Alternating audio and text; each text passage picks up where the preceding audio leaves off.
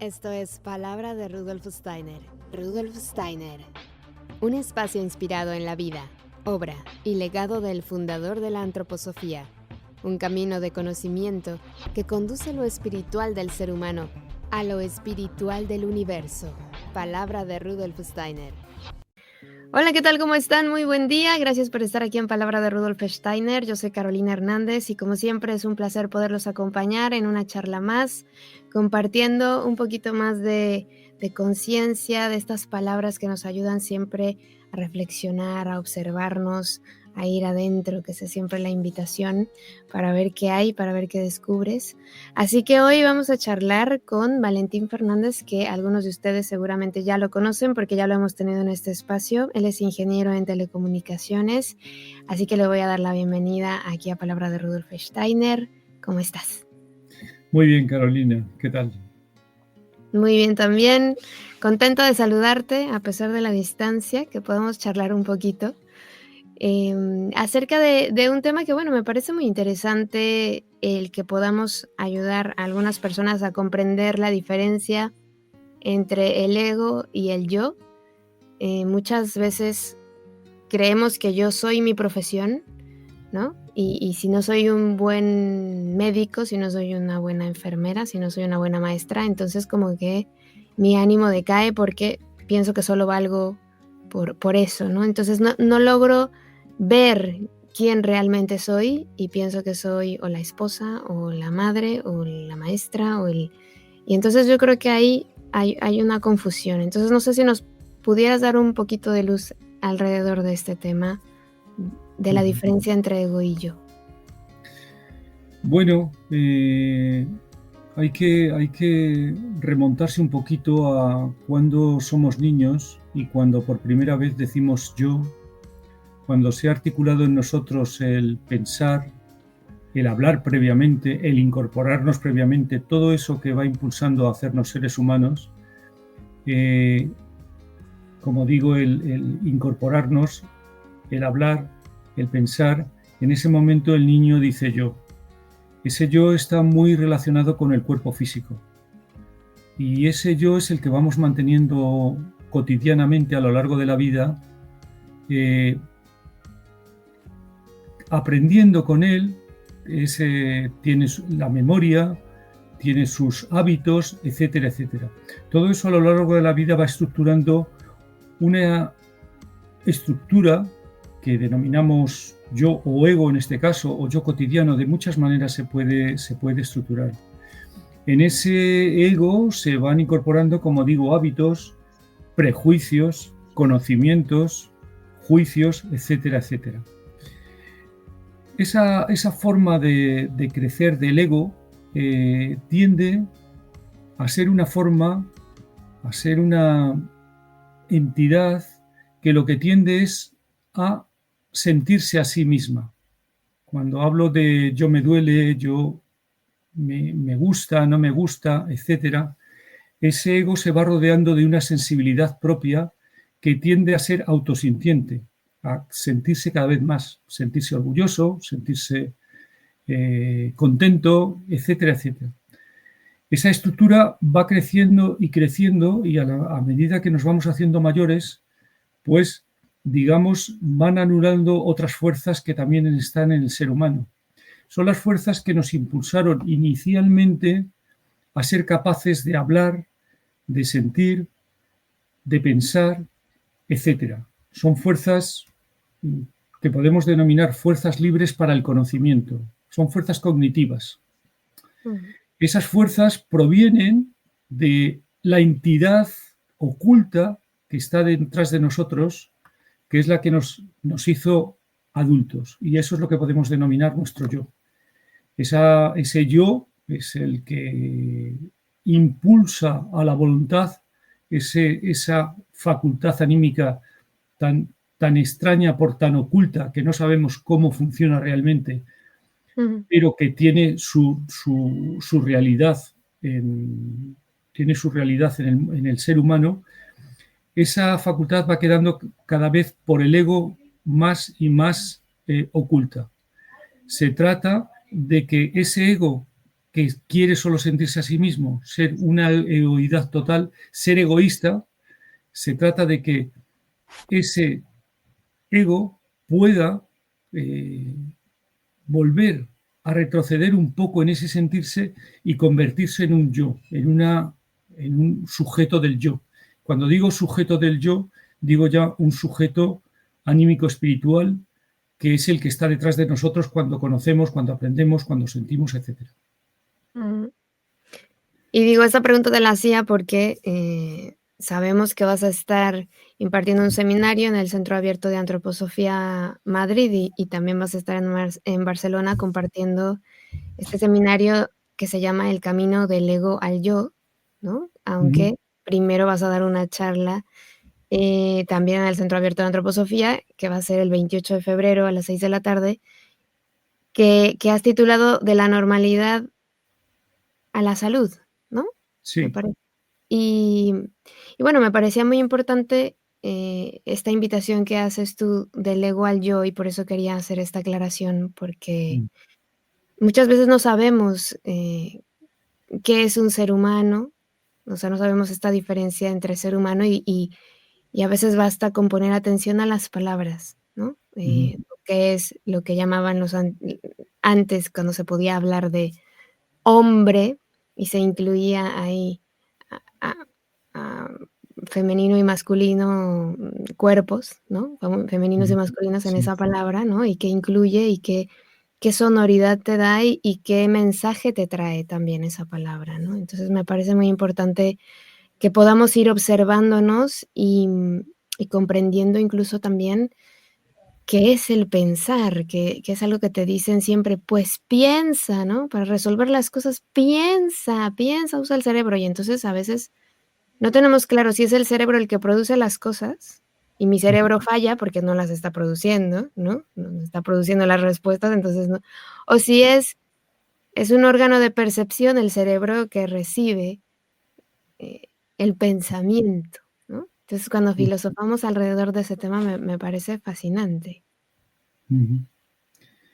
Modernamente se piensa que el cerebro, de alguna manera, porque luego es cuando observas conversaciones, yo escucho mucho la radio cuando hablan los neurocientíficos y todo esto, se parece que es el cerebro el que tiene un jugo, cuyo jugo es el pensar y que bueno, tal cual. Las neuronas empiezan a hacer una explicación de neuronas, de proteínas, de neurosensores, de no sé qué y tal, y parece que aquello es una especie de ordenador como el que estamos hablando, que es capaz de producir ese pensamiento, ¿no?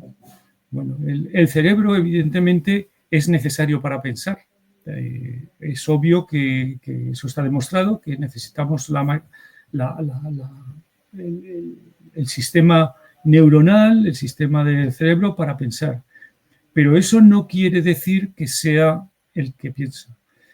Kulevin ponía un ejemplo muy gracioso como que parecería como que cuando un violinista está tocando, parece que es el violín el que toca. Este sería el mismo ejemplo. El violín es simplemente el instrumento de algo que es el que comprende la música y es capaz de ejecutar la música.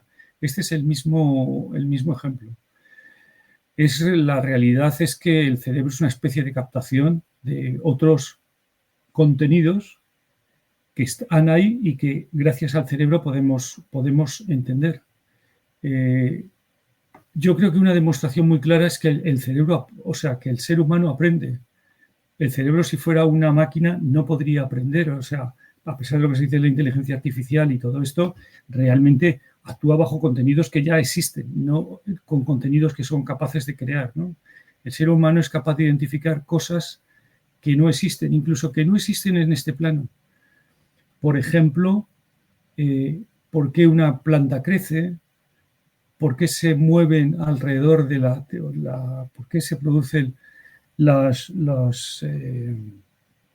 leyes del universo, etcétera, etcétera. Él es capaz de investigar eso y descubrir y poner en forma, aunque sean fórmulas matemáticas que él también mismo descubre, cómo son todas esas posibilidades, esas leyes que existen ahí, ¿no? Entonces, nada más equívoco de que eso que creer que el pensamiento es un producto del cerebro.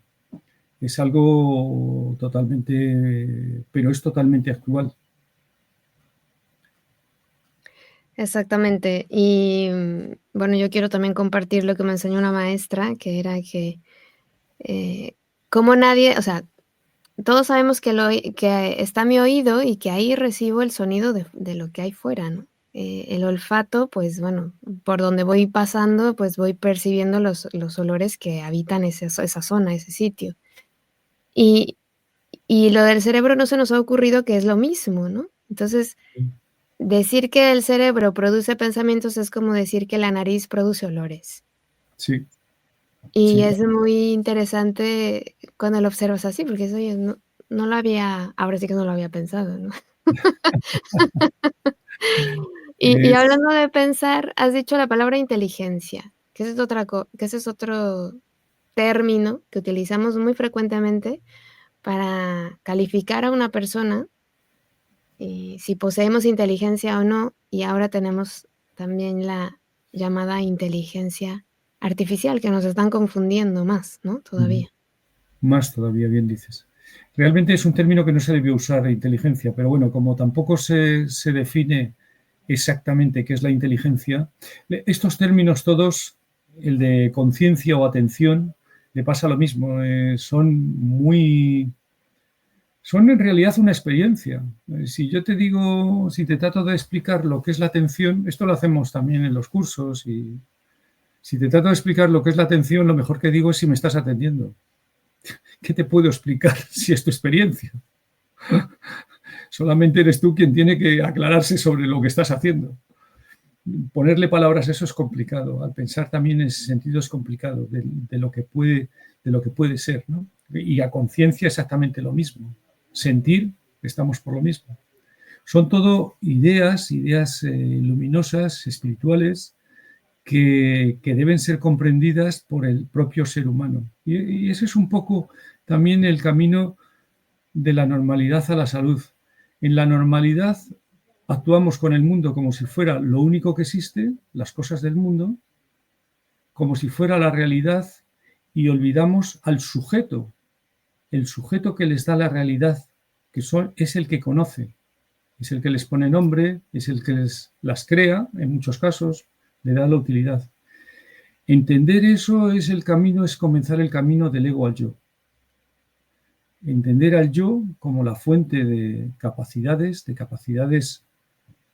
podemos hacer un camino desde capacidades inmateriales, no están en el cerebro, supraconscientes, están por encima de la consciencia, que es lo que siempre se le ha llamado espiritual. El cerebro es capaz de captar ese pensar, lo necesitamos para captar ese pensar y elaborar esos pensamientos.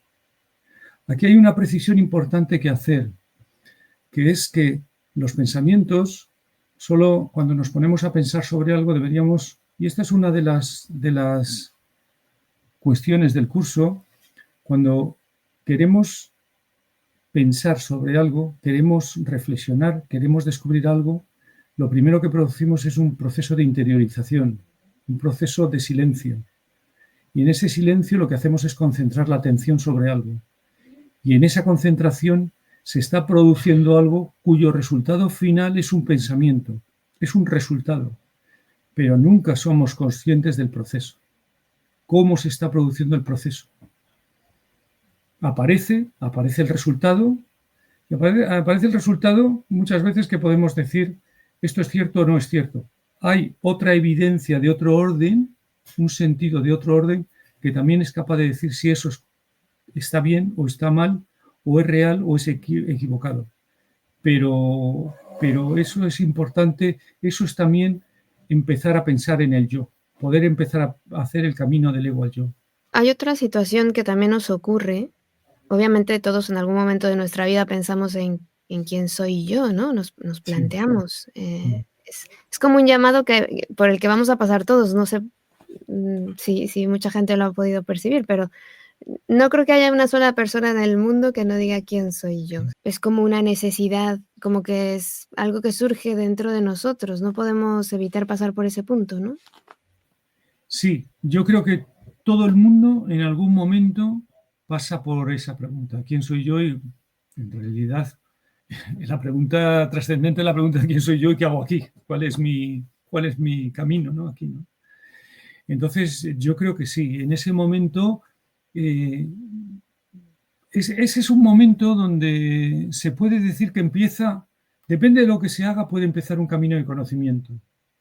Un camino de conocimiento del mundo y por ende de nosotros mismos. La primera pregunta está, normalmente uno se vuelca al mundo, trata de conocer en el mundo, pero luego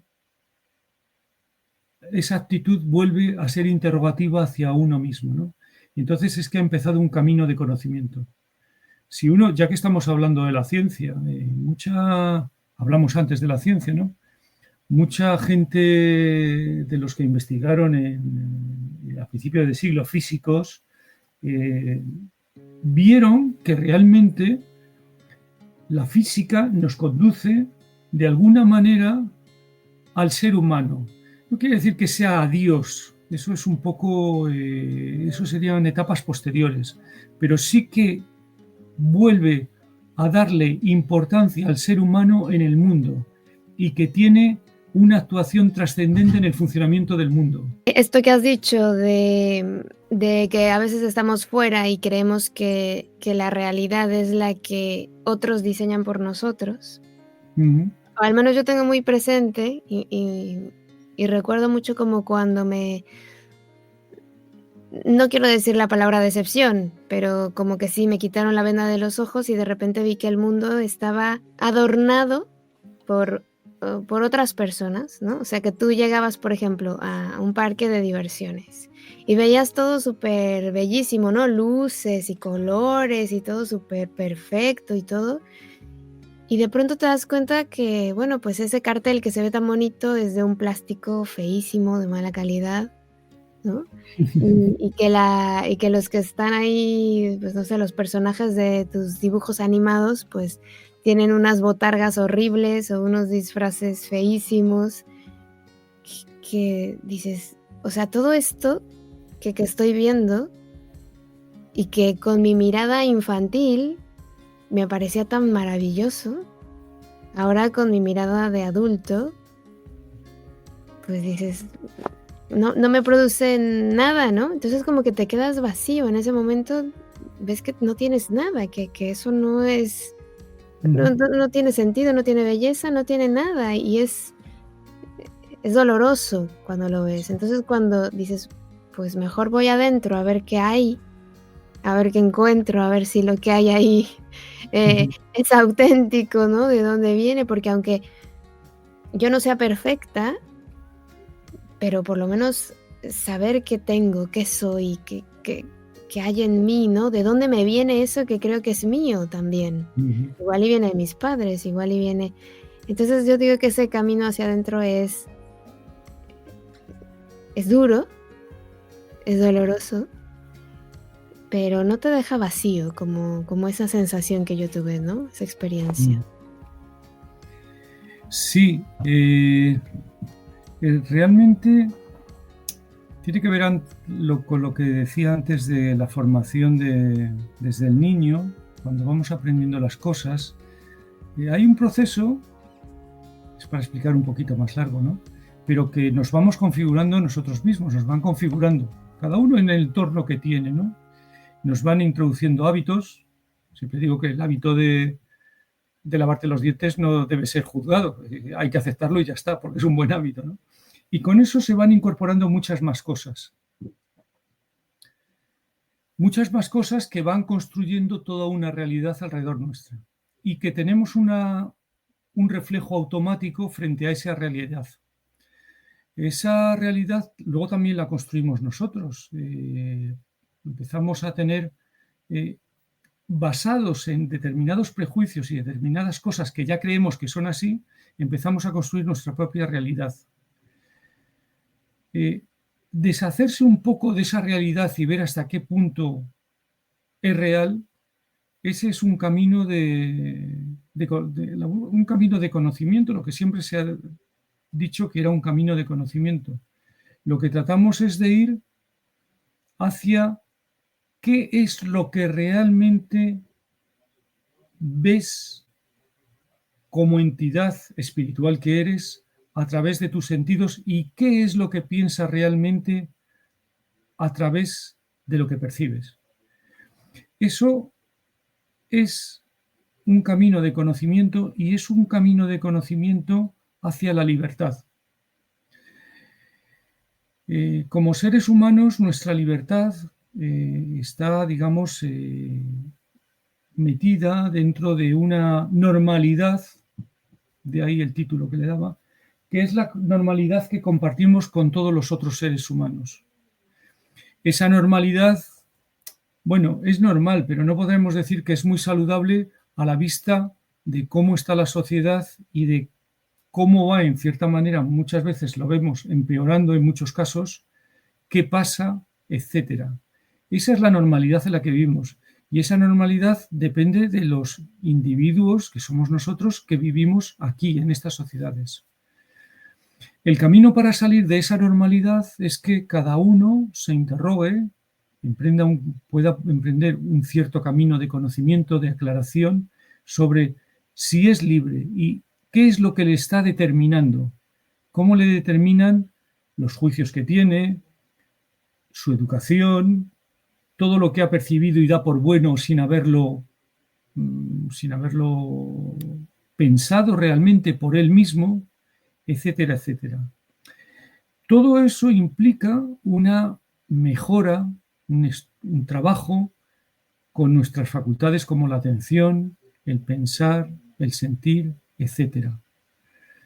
Ese es el trabajo que tenemos que hacer y ese es un trabajo, aquí no tengo una pizarra para exponerlo, ¿no? Pero es un trabajo que nos conduce, para alguno que lo haya visto, es un trabajo que nos conduce desde la ciencia como algo que nos explica el mundo físico, etcétera, hacia otra ciencia que nos explica el mundo vivo, como por ejemplo fueron los trabajos de Goethe, que nos llevaron desde el mundo sensorial, nos llevaron hacia el mundo ideal de la planta o de la luz.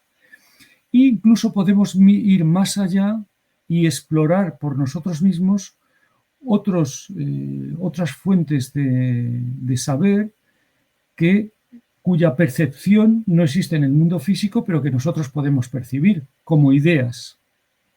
Ya que he mencionado la libertad, pues la idea de la libertad. ¿Qué cosa más pervertida que esa idea? A cualquier cosa se le puede llamar libertad, como es comprarse un yogur de distintas marcas en el supermercado, y eso se le pone el nombre de libertad, ¿no? El amor sería otro caso. Se ha reducido en nuestra época a un tema tan amplio, tan ideal, casi como algo compulsivo y mecánico y físico. Entonces, investigar esas ideas que, querámoslo o no, actúan sobre nosotros, pero investigarlas por nosotros mismos, eso empieza a ser un camino de liberación. Esto Goethe ya lo decía. Cada vez que penetro más en mi conocimiento me doy cuenta que hay una posibilidad de libertad ahí. Y eso sería un poco el camino hacia nuestro yo, hacia la fuente de nuestras facultades. En realidad ese es el camino hacia la fuente de nuestras facultades, de nuestro yo. Ese sería el camino del ego al yo.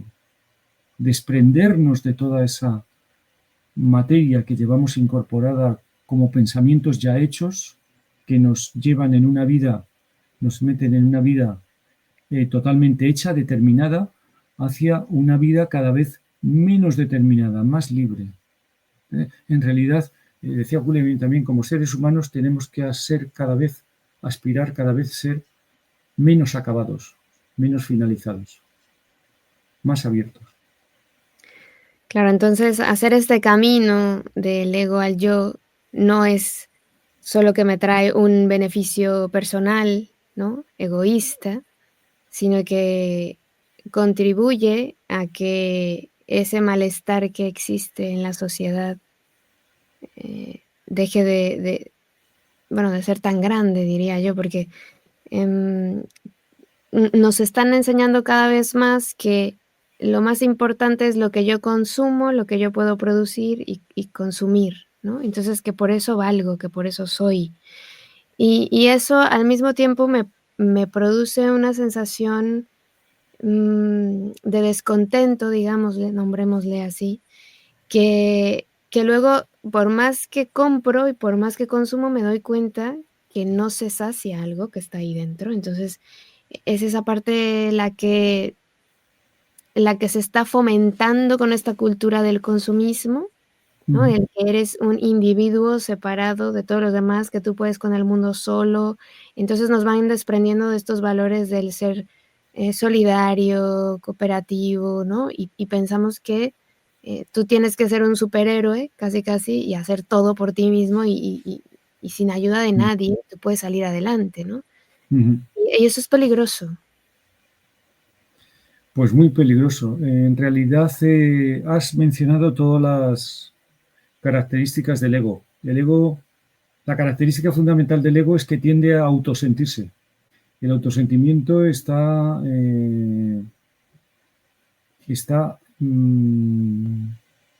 financiado, podemos decirlo, por estar permanentemente y compulsivo haciendo actos gratificantes. Esto sería un poquito largo para explicarlo, ¿no?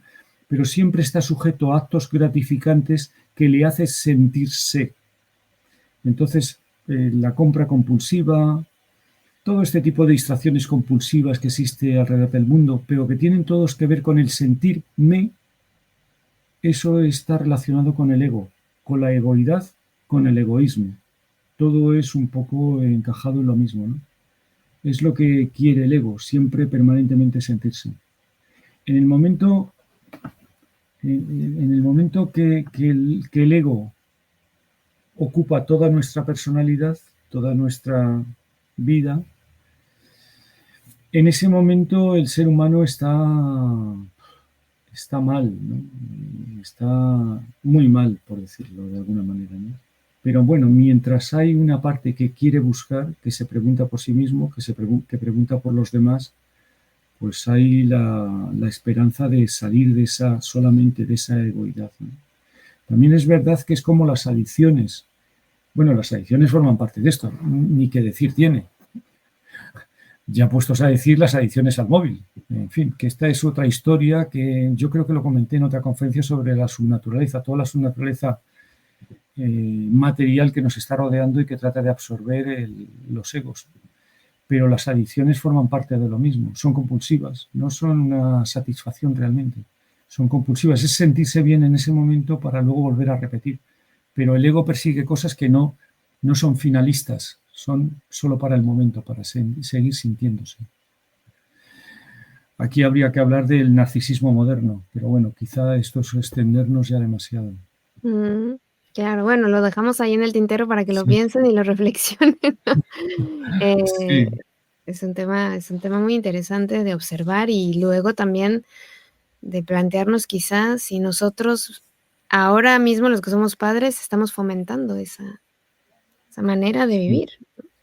sí, eso hay que tener muchísimo cuidado. Lo he hablado a veces con padres a los que he dado conferencias al respecto de esto y charlas. Del cuidado. Es una época difícil, todo hay que decirlo. Para nosotros era mucho más fácil educarnos o ser padres, ¿no? Pero esta es una época realmente difícil, muy difícil. Y siempre digo que cuidado porque estar atrapado en un tema compulsivo como es, por ejemplo, el móvil, pues es que es difícil es difícil luego quitarse esta adicción, muy difícil, ¿no? Sí, Además, esta sociedad, bueno, todo hay que decirlo, la sociedad fomenta todo este tipo de cosas, o sea, lo así fomenta de una manera exagerada porque existen fuerzas en la sociedad que quiere fomentar este tipo de cosas, donde todo lo que sale por ese elemento, que son todo lo que quieres creer, lo que necesitas saber, lo que necesitas, etcétera, etcétera, etcétera, incluso te dice, no necesitas más información que la que te da un móvil. O sea, el conocimiento se equipara, se sustituye incluso el conocimiento por la información. Y el móvil está toda la información. Entonces el conocimiento no tiene sentido. Por eso se van determinadas asignaturas de enseñanza, se van quitando y todo eso. Porque el pensar es lo que está perseguido. Eres una máquina solamente de recibir información. Exactamente. Sí, hay que cuestionarnos y observar esa parte. Y lo otro que te decía de los niños era también un poco porque a veces no queremos que a nuestro hijo le falte nada, entonces le voy comprando, tú sigue consumiendo, mi amor, te mereces el que tenga más bonito los colores, el que tiene no sé qué. Y a veces el niño entiende que se merece todo y luego ya no lo pide, ¿no? Ya lo exige y luego ya es como una necesidad que él tiene de decir, Sí, ¿no? Porque así se lo hemos enseñado, entonces. sí. Sí, así es algo tremendo, ¿no? De que además no solo, el problema también es que al no favorecerse en una época temprana las facultades que son propias del ser humano, como es la imaginación, en el niño sobre todo la imaginación, la capacidad de percibir, la capacidad de ver, confundir una pantalla con lo que está ahí fuera, un árbol. Entonces claro, todas esas facultades van quedando postergadas y van quedando un poco anuladas. Es un peligro tremendo, tremendo, tremendo. No hay que olvidar también estaba pensando todos estos niños que están sujetos, aislados, sujetos en esas islas de narcisismo, que es una red social, muchas redes sociales. Pierden el contacto con lo que es la pura naturaleza y donde sí que la naturaleza está alimentada por lo espiritual que fluye detrás y quedan atrapados por una imagen virtual. La virtualidad ahí es el peligro grande, ¿no? Porque sustituye a la realidad que podemos percibir con no solo con nuestros sentidos, sino con nuestros sentidos superiores, en el sentido de percibir, por ejemplo, la belleza. Ahora está mirando unos árboles que tengo ahí fuera. La belleza es un sentido superior, como es el estar afinado con la verdad o con el bien. Es un sentido superior y ese sentido se va quedando trastocado. Vemos ejemplos de fealdad horrible que además circulan como arte y todo eso va trastornando todas las capacidades del niño. Es un gran peligro, sí. Entonces, para cerrar, me gustaría que nos contaras un poquito de qué es lo que se va a encontrar la gente en este seminario, en esta charla. No sé de qué quieras hablar primero, si de la charla que vas a dar el 28 o si del seminario que vas a empezar el 1. Pues en la charla vamos a hablar un poco de todo esto, de lo que he hablado aquí contigo. Me extenderé lógicamente un poquito más. Básicamente de las cualidades humanas, un poco todo el malestar que tenemos, cómo individualmente debemos tratarlo, cómo debemos tener en cuenta al otro, ¿no? En el ejercicio de la egoidad, ejercitar la egoidad quiere decir prescindir del otro. Pero claro, prescindir del otro no eres tú si no hay un otro. O sea, no hay un yo sino un tú. Así que cuando prescindes del otro y no le acoges, no le oyes con una voluntad receptiva, sino que haces predominar tu voluntad, tu ego, pues te estás cada vez metiendo más dentro de tu nicho, ¿no? Entonces todo esto quería comentarlo un poco y un poco más en la charla. Y luego en el seminario lo que quiero es entrar en más temas, ampliando más temas que ya habré citado en la charla y entrar también en un camino, en un principio de camino, cómo es el camino de la reflexión, de la concentración y de la meditación. El tema es que, y por el que no vamos bien, es que nuestra atención está dispersa. Tenemos que aprender otra vez a concentrarnos, a estudiar. Bueno, ¿qué voy a decir de los niños ahora que no pueden concentrarse? El déficit de atención.